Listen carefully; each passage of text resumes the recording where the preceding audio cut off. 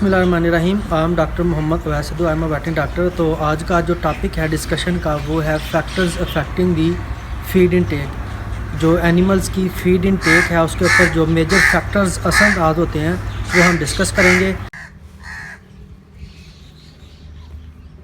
कि एनिमल की जो फीड इनटेक है उसको हमने कैसे इम्प्रूव करना है और कौन कौन से ऐसे फैक्टर्स हैं जो एनिमल की जो काऊ की जो फीड इनटेक है उसको वो इम्प्रूव करते हैं, उसको बेहतर करते हैं, और कौन से ऐसे फैक्टर्स हैं जिनकी वजह से फीड इनटेक कम हो जाती है, तो वो हम इसमें डिस्कस करेंगे। फीड इनटेक के जो मेजर फैक्टर्स हैं उनमें जो मेजर पहला फैक्टर है वो है फीड की अवेलेबिलिटी। सबसे पहले हम बात करते हैं कि जो जब फीड की अवेलेबिलिटी होगी तो तब ही एनिमल फीड इनटेक करेगा, फीड खाएगा, फीड को कंज्यूम करेगा।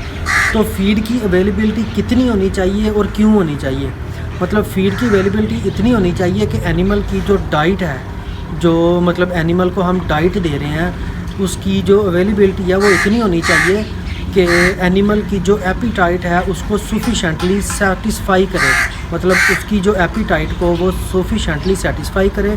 और जो प्रोडक्शन के टारगेट्स हैं हमारे in form of milk production, या अगर हम मीट गेन के ऊपर बात करते हैं तो हमारे एक तो आ जाती है बात मीट की, मिल्क की, ये आ जाते हैं प्रोडक्शन टारगेट्स। और दूसरा जो मेन पर्पज़ है कि एनिमल की जो एपीटाइट है उसको हमने सेटिस्फाई करना है, उसकी जो सेटिस्फेक्शन लेवल है उसको पूरा करें, उसकी एपीटाइट के जो सेटिस्फेक्शन लेवल है तो पर्पज़ से हमने उसको करना है कि फ़ीड की अवेलेबिलिटी होनी चाहिए, क्यों होनी चाहिए और कितनी होनी चाहिए। और हमने तमाम जो एनिमल्स हैं जो हमारे पास काउज़ हैं उनको हमने इक्वल एक्सेस देनी है जो हम उसको फ़ीड दे रहे हैं। तो उस हवाले से जो फ़ीड की अवेलेबिलिटी है एनिमल्स को ये बहुत ज़्यादा इम्पोर्टेंट है। करते हैं कि फ़ीड की अवेलेबिलिटी के बाद बात आ जाती है फ़ीड की क्वालिटी। फ़ीड की क्वालिटी जितनी ज़्यादा अच्छी होगी उतनी ही ज़्यादा जो इनटेक है वो ज़्यादा बेहतर होगी। अगर फ़ीड की क्वालिटी है इन फॉर्म ऑफ, अगर हम बात करते हैं कि उसकी क्वालिटी अच्छी नहीं है, उसमें प्रॉपर जो उसकी न्यूट्रेंट वैल्यू है वो भी प्रॉपर नहीं है, तो उस हवाले से जो फीड इनटेक है वो कंप्रोमाइज़ होगी। अगर फ़ीड क्वालिटी जितनी ज़्यादा फ़ीड क्वालिटी अच्छी होगी उतनी ही ज़्यादा एनिमल की जो फीड इनटेक है वो उतनी ज़्यादा इम्प्रूव होगी। तो फीड क्वालिटी की अगर बात करें तो उसमें आ जाते हैं, उसमें जो ऑप्टिमाइज़ जो उसके न्यूट्रिशनल कंटेंट्स हैं उसमें आ जाती है, एनर्जी आ जाती है, उसमें प्रोटीन आ जाती है, उसका फाइबर आ जाता है। तो ये चीज़ें उसकी फ़ीड की क्वालिटी में मतलब डायरेक्टली असरअंदाज होते हैं। अगर ये चीज़ें प्रॉपर एक बैलेंस मतलब क्वांटिटी में प्रॉपर मौजूद होंगी तो फ़ीड की जो क्वालिटी है वो अच्छी होगी। तो उसी हवाले से फ़ीड की जो क्वालिटी अच्छी होने की वजह से जो फ़ीड इनटेक है वो ज़्यादा अच्छी होगी। फ़ीड की क्वालिटी और पैलेटेबिलिटी के हवाले से जो फ़ीड इनटेक है वो हमने कैसे डिस्कस करना, कौन कौन से ऐसे फैक्टर्स हैं जिनकी वजह से पैलेटेबिलिटी जो फीड इनटेक है वो असरअंदाज होती है। तो सबसे पहले हम बात करते हैं कि फ्रेशनेस। जितना ज़्यादा मतलब जो हम उसको फोडर दे रहे हैं या जो हम उसको टोटल जो राशन दे रहे हैं, टोटल मिक्स राशन दे रहे हैं, जितना ज़्यादा वो फ्रेश होगा, जितनी ज़्यादा उसमें फ्रेशनेस होगी उतनी ज़्यादा ही उसमें इनटेक होगी।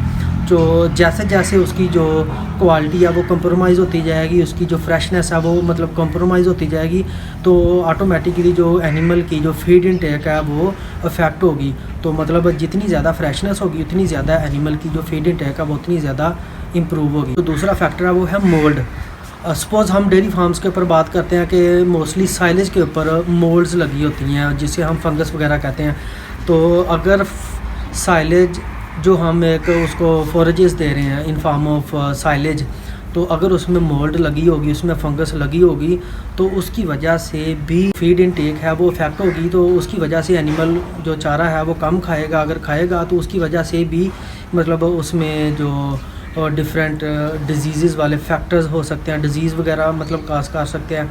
इसी वजह से जो मोल्ड की वजह से एनिमल की जो फीड इनटेक है वो कम होती है। तो अगर उसमें मोल्ड नहीं लगी होगी, उसकी में फ्रेशनेस होगी, उसकी क्वालिटी अच्छी होगी, तो ऑटोमेटिकली एनिमल की जो इनटेक है वो बेहतर होगी। उसके बाद आ जाती है स्पॉयलेज। ज़्यादातर साइलेज में बहुत ज़्यादा स्पॉयलेज होती है, उसमें गंदगी वगैरह आ जाती है। तो उसकी वजह से भी अगर किसी फोडर में या उसके अलावा जो साइलेज है मोस्टली डेयरी फार्म्स के ऊपर हम यूज़ करते हैं, तो इन फार्म ऑफ जो प्रिजर्व फार्म में होता है, तो अगर उसमें स्पाइलेज होगी तो स्पाइलेज की वजह से भी ऑटोमेटिकली जो फीड इनटेक है वो भी कम होगी। तो उसके बाद आ जाती है टेस्ट की बात।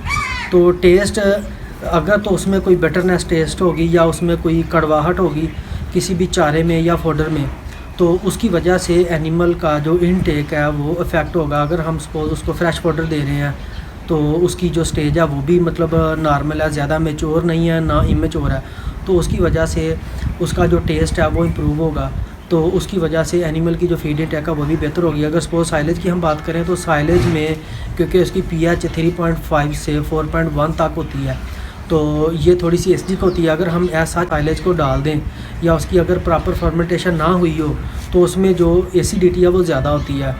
तो उसकी वजह से जो एक तो उसमें पंजेंट स्मेल आएगी, उसका जो टेस्ट होगा वो भी बेटर होगा। तो उसको हमने जब एनिमल्स को ऐड करना तो एसिडिटी की वजह से एनिमल की जो इनटेक है वो कम हो जाती है। तो उसमें सपोज़ हम एडिटिव्स डाल देते हैं, नॉन न्यूट्रिशनल एडिटिव्स, जैसे हम सोडियम बाइकार्बोनेट डालते हैं, तो उसकी वजह से उसकी जो पीएच टूवर्ड्स मतलब न्यूट्रल हो जाती है। तो उसकी वजह से जो इनटेक है वो भी बेहतर हो जाती है। मॉइस्चर, अगर किसी फॉडर में मॉइस्चर का लेवल जो उसका रिक्वायर्ड होता है उसके अलावा अगर तो ज़्यादा होगा या कम होगा।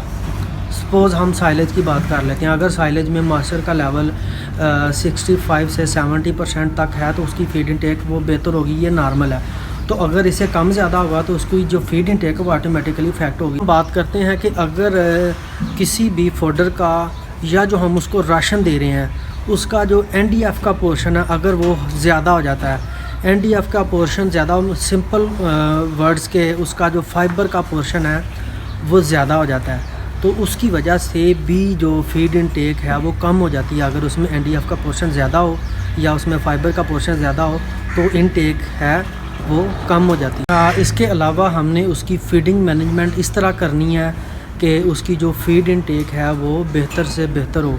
तो उसमें हमने ऐसे करना है, अच्छा उसको हमने काउज़ को या एनिमल्स को हमने इस तरह फीड देनी है कि वो easy to digest and easy to eat हो, मतलब आसानी से उसको खा सकें और आसानी से उसको डाइजेस्ट कर सकें। तो उस हिसाब से हमने देखना है कि उसमें कौन कौन से फैक्टर्स हैं। एक तो आ जाता है उसका चॉप साइज़ जो हम उसको फॉडर दे रहे हैं तो उसका साइज़ तो नॉर्मली तकरीबन 2 से 5 सेंटीमीटर लॉन्ग होना चाहिए, मतलब जो फाइबर ऐसे ज़्यादा नहीं होना चाहिए ना ऐसे कम होना चाहिए। अच्छा उसके बाद आ जाती है लीव्स का पोर्शन आ जाता है, जो हम उसको फॉडर दे रहे हैं अगर उसमें लीव्स का पोर्शन ज़्यादा होगा तो एक तो लीव्स की वजह से उसकी जो न्यूट्रिशनल वैल्यू है जो हम उसको फॉडर दे रहे हैं उसकी बेहतर होगी, दूसरी उसकी जो इनटेक है वो भी बेहतर होगी। उसके बाद आ जाती है degree and processing of the grains, जो हम उसको ग्रेन्स दे रहे हैं या हम उसको जो बाई प्रोडक्ट्स दे रहे हैं अगर तो उसकी प्रोसेसिंग प्रॉपर ठीक है तो उसकी वजह से इनटेक अच्छी होगी। सपोज़ अगर हम उसको एज सच ग्रेन्स डाल रहे हैं, मकई के जो दाने होते हैं अगर एज सच डाल रहे हैं तो एनिमल उसको नहीं खाएगा। तो अगर हम उसका दलिया बना के दे रहे हैं तो उसकी वजह से ऑटोमेटिकली जो इनटेक है वो मतलब बेहतर होगी। तो अगर हम उसको ऐसा ग्रेन्स देंगे तो उसकी वजह से एनिमल उसको नहीं खाएगा। तो other important factors that drive the dry matter intake, इसके अलावा जो हम डिस्कस करते हैं कि जो हमने पहले डिस्कस की है उसके अलावा कौन से ऐसे फैक्टर्स हैं जो ड्राई मैटर इनटेक को इम्प्रूव करते हैं। हम सबसे पहले जो पॉइंट डिस्कस करेंगे वो है काऊ का साइज़। मतलब एक काऊ है हमारे पास, उसका साइज़ जितना ज़्यादा बड़ा होगा, मतलब उसका जो वेट है उसका जो साइज़ है जितना ज़्यादा बड़ा होगा तो उस ही की वजह से उसकी जो ड्राई मैटर इनटेक है, जो उसकी इनटेक है वो उतनी ही ज़्यादा होगी। तो उसके काऊ के साइज़ के ऊपर डिपेंड करता है उसकी जो ड्राई मैटर इनटेक है। अच्छा दूसरी बात आ जाती है उसके रिमन की हेल्थ के ऊपर। अगर उसका रिमन की हेल्थ अच्छी है, उसमें जो रिमनल माइक्रोफ्लोरा बेहतर है, उसमें प्रॉपर जो उसको हम फीड दे रहे हैं उसमें अडाप्टेड है डाइजेशन के हवाले से, तो उतनी ही ज़्यादा जो ड्राई मैटर इनटेक है एनिमल की वो ज़्यादा बेहतर होगी। अच्छा उसके बाद आ जाती है एनिमल की हेल्थ। अगर एक एनिमल हेल्दी है वो अपनी जो ड्राई मैटर इनटेक है, जो उसकी फीड इनटेक है उसको पूरा लेता है, उसको पूरा करता है जो उसकी रिक्वायर्ड होती है। तो अगर वो हेल्दी नहीं है, उसमें कोई डिज़ीज़ वगैरह है तो उसकी वजह से जो उसकी DMI है वो ऑटोमेटिकली अफेक्ट हो जाती है, वो कम हो जाती है। उसके बाद आ जाती है वाटर क्वालिटी एंड अवेलेबिलिटी।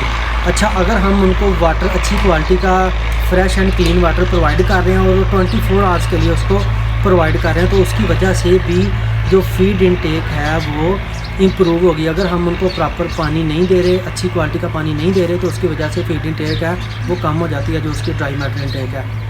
अच्छा उसके बाद आ जाती है स्टेज ऑफ लैक्टेशन की जो स्टेज है उसके ऊपर भी डिपेंड करता है एनिमल की। स्टार्ट में जो ड्राई मैटर इनटेक है, जो उसकी फीड इनटेक है, मतलब जो अर्ली लैक्टेशन होती है उसमें कम होती है, अच्छा, और अर्ली लैक्टेशन के बाद जब उसमें पीक आती है, उसमें जो ड्राई मैटर इनटेक है वो ऑटोमेटिकली ज़्यादा हो जाती है। अगर तो हम उसको प्रॉपर जो कांस्टेंट एंड कंसिस्टेंट सप्लाई कर रहे हैं न्यूट्रिएंट्स की, उसके फीड की, तो उसकी वजह से उसका जो रिमिनल माइक्रोफ्लोरा वो डिस्टर्ब नहीं होता।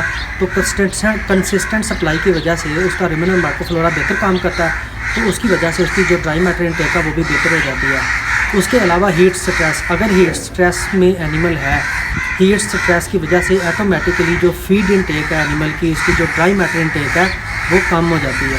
अच्छा, अब हम बात करते हैं कि जो थंब रूल्स हैं एनडीएफ के, न्यूट्रल डिटर्जेंट फाइबर के हवाले से अगर हम बात करें, एनडीएफ के पोर्शन के हवाले से बात करें, उसके कुछ थंब रूल्स हैं वो हम डिस्कस करते हैं। उसमें है कि नॉर्मली जो हम काउस को देते हैं वो 28 से 34% तक जो एनडीएफ का पोर्शन है वो हम रखते हैं। अच्छा, उसके अलावा जो एक डाइट हम उसको दे रहे हैं टोटल मिक्स राशन, उसका 1.2% एनडीएफ का पोर्शन होना चाहिए। अच्छा, अगर हम फोरेजेस की बात करें, जो हम एनिमल्स को फोरेजेस दे रहे हैं, फोरेजेस का 1% हम रखते हैं एनडीएफ। अच्छा, सपोज़ हम बात करते हैं कि एक एनिमल है, उसका वज़न है 600 केजी। अच्छा, उसको हमने 1.2% देना 600 केजी का, वो बनता है 7.2 केजी, वो उसका बन गया एनडीएफ। अगर हम फोरेजेस की बात करें कि फोरेजेस का हमने मतलब 1% तो देना है। 1% अगर हम 600 केजी का निकालें, मतलब 600 केजी का अगर हम 1% निकालें तो वो बनता है 6 केजी। ठीक हो गया। तो 6 केजी बन गया उसका फोरेजेस से, जो उसकी टोटल मिक्स राशन है। तो टोटल फोरेज का, टोटल उसके जो डाइट का हम निकालें तो वो 1.2 से 1.3% बनता है। तो जो हमने निकाला था 1.3% का, वो बना था 7.2 केजी। अच्छा, 1% जो हमने फोरेजेस का निकाला वो बना 6 केजी। अच्छा, 6 केजी को हमने माइनस करना 7.2 से, वो बनता 1.2 केजी।